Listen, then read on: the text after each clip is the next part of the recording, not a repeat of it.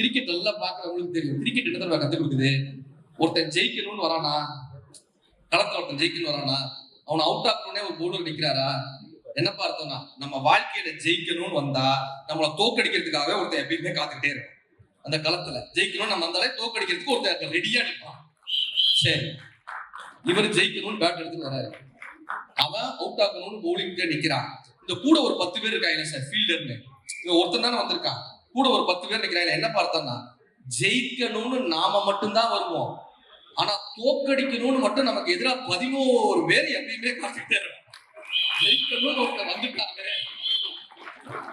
11 பேர் எப்பயுமே குறைஞ்சது 11 பேர் கூட எப்படியாவது தள்ளி வந்து அவுட் ஆகிருந்தாங்க. சரி, இப்ப ஜெயிக்கணும் நம்ம வந்திருக்கோம், அவுட் ஆக்குறதுக்கு 11 பேர் இருக்காங்க.